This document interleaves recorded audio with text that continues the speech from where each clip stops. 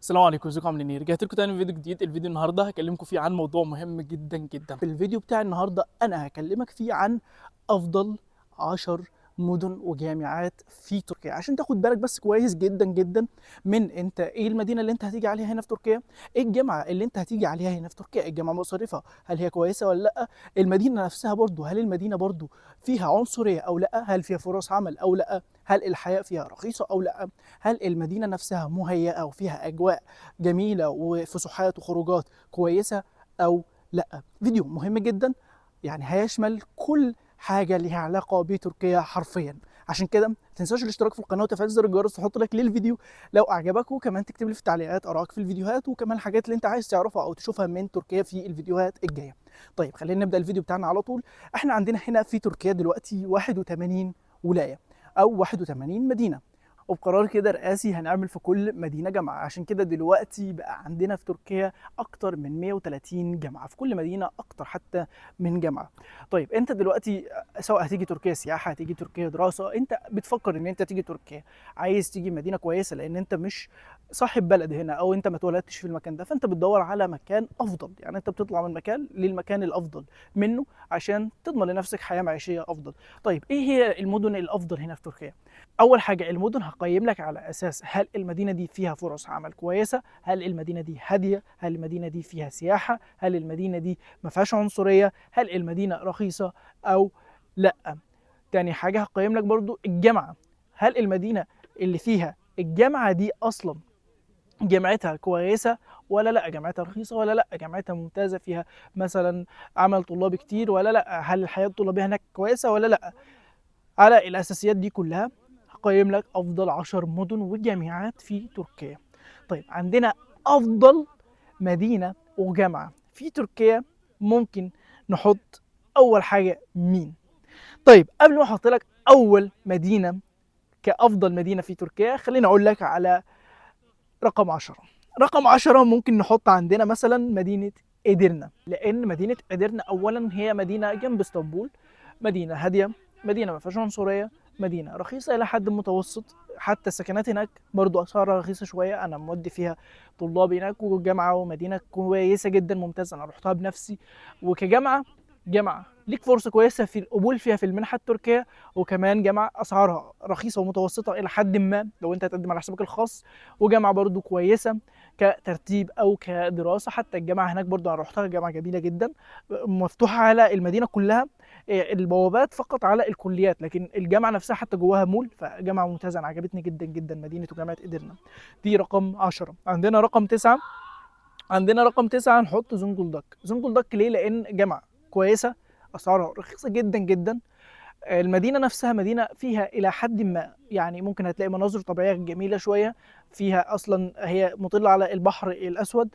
الجامعة هناك برضو جامعة ترتيبها إلى حد ما كويس، جامعة زي ما قلت لك أسعارها رخيصة، وجامعة كويسة وفرصة قبولك فيها في المنحة التركية برضو متوسطة. فرقم 9 عندنا كده مدينة وجامعة زونجولدك. طيب عندنا بعدين رقم 8. رقم 8 ممكن نقول رقم 8 عندنا مدينة إزمت. إزمت تبع كوجيلي، فكوجيلي أصلا مدينة فيها شغل، فيها فرص عمل كويسة جدا، جامعتها قوية جدا جدا، لكن مشكلتها إن جامعتها غالية جدا جدا. يعني فأنت لو يعني الدنيا ميسورة معاك روح الجامعة مفيش مشكلة، جنب اسطنبول على طول، فانت حتى ممكن تركب مترو اصلا من ازمه لاسطنبول، فما تقلقش. يعني عندنا كده رقم 7. لما ننزل تحت هنلاقي مدينه بلجيك. مدينه بلجيك اللي انا فيها مش هحطها خالص في التقييم لانها مدينه صغيره جدا، قريه اصلا، وكمان الاسعار فيها غاليه والجامعه فيها غاليه، وكمان الجامعه فيها التمر فيها وحش. ويعني بص انا بقضي هنا الايام بتاعتي يعني على عجله على عجاله من امري، فربنا يستر علينا فيها. فجامعه ومدينه جبليه ما فيهاش حاجه كتيره، يعني مش ما فيهاش حتى شغل، ما فيهاش اي حاجه خالص، فما فيش حاجه تتعمل فيها. يعني لو انت جاي على حياه طلابيه مثلا ساكنه وهادئه والحاجات دي كلها هتلاقيها مناسبه للموضوع ده، لكن كمدينه مثلا فيها حياه وكده لا لا ابعد عنها خالص. خلينا نخش على طول في رقم 7. رقم 7 عندنا هنا ممكن نقول مدينه وجامعه يالوفا.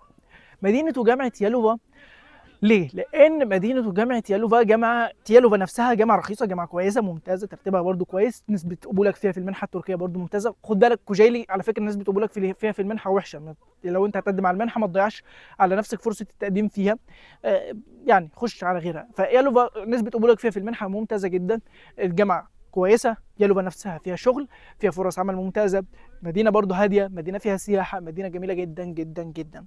طيب انا لو لاحظت كده هتلاقيني بقول لك على المدن اللي هي حوالين اسطنبول.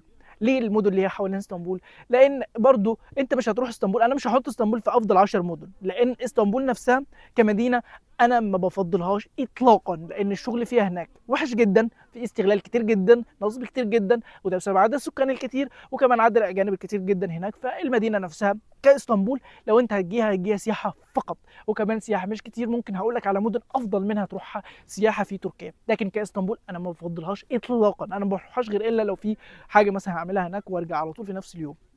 عشان كده اسطنبول ما بفضلهاش. لكن برضو يبقى ان انت هتحتاج لاسطنبول، فعشان كده خلي المدن اللي انت عايزها جنب اسطنبول، بحيث ان انت تبقى في مدينه كويسه، مدينه رخيصه ارخص من اسطنبول، وجامعه كويسه احسن من اسطنبول.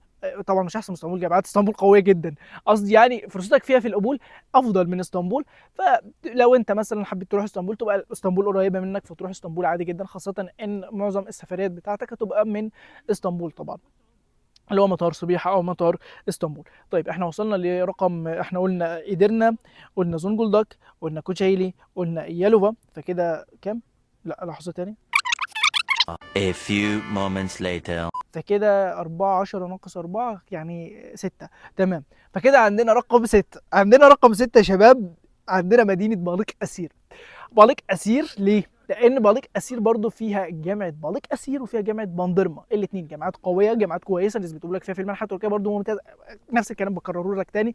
المدينة نفسها مدينة سياحية، فيها فرص عمل كويسة، مدينة كويسة جدا، فيها حياة وفيها حركة، وكمان مدينة مش أغلى حاجة يعني، يعني مناسبة نحطها في رقم 6 ليه لا.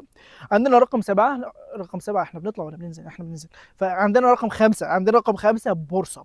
بورصة فيها برضو جامعتين، فعشان كده بورصة كمدينة ممتازة، كشغل ممتازة، كحياة هناك برضو ممتازة جدا.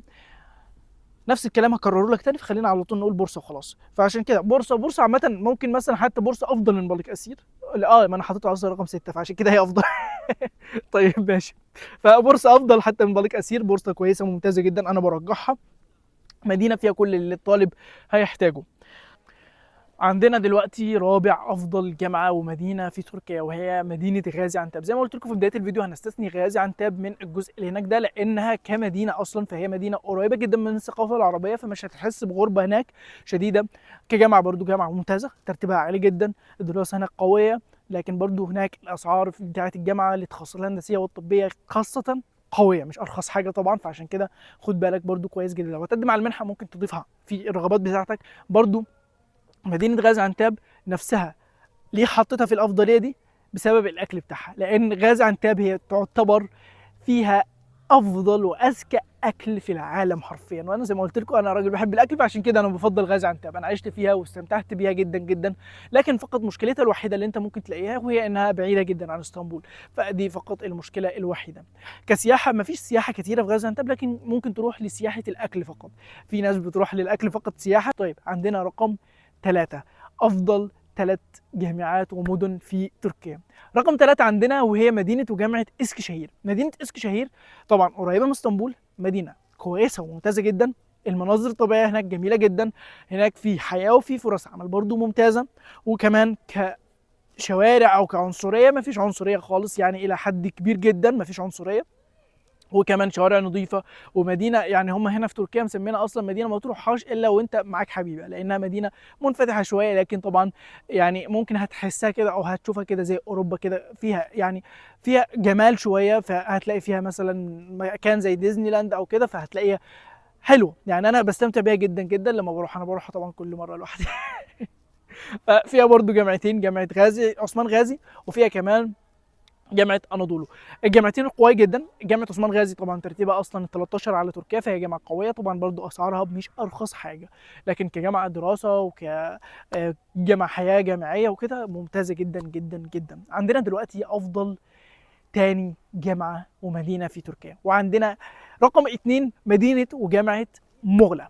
مدينة مغلا أولا مدينة فيها أكتر من مقاطعة، وكل مقاطعة فيها أجمل من التانية، فيها بودروم، فيها مرمريس، وفيها فتحية. أنا رحت بودروم ورحت مرمريس، لكن لا، رحت بودروم ورحت فتحية، ما رحتش مرمريس.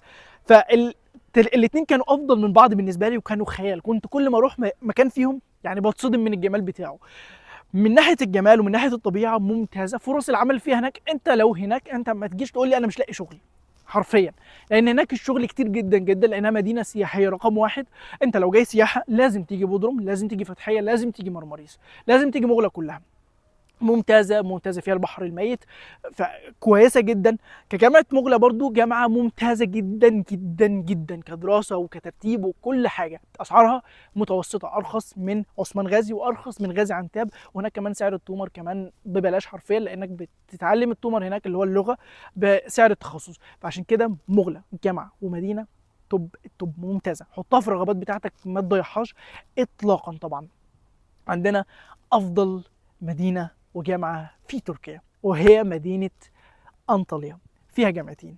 نتكلم الاول عن المدينه ممتازه جدا، كويسه جدا، جنب مغلا على طول. المدينه نفسها ما فيهاش عنصريه، فيها اجانب كتير جدا، كلها اجانب لانها سياحيه رقم واحد. برضو انت لو جاي سياح لازم تيجي انطاليا. فيها مقاطعات كتير جدا، كلهم اجمل من بعض. السياحه هناك جميله، فيها مناظر طبيعيه وحدائق وفيها شلالات ممتازه. انا عشت فيها اصلا هناك، فانا يعني بص، عايز اقول لك يعني انا كنت هحط مغلا رقم واحد، لكن لسبب واحد فقط حطيت انطاليا، وهو سعر السكنات وسعر الحياه هناك في انطاليا ارخص من مغلا. عشان كده حطيت انطاليا رقم واحد. وفيها كمان جامعتين، فيها جامعه الانيا وفيها جامعه اقدينيس، فالاثنين برضو ممتازين جدا جدا لو انت هتقدم على المنحه. لكن خد بالك جامعه اقدينيس غاليه شويه، ونسبه قبولك فيها طبعا صعبه جدا. لو هتقدم قدم على الانيا نسبه القبول بتاعتك فيها كويسه وممتازه جدا، وجامعه رخيصه.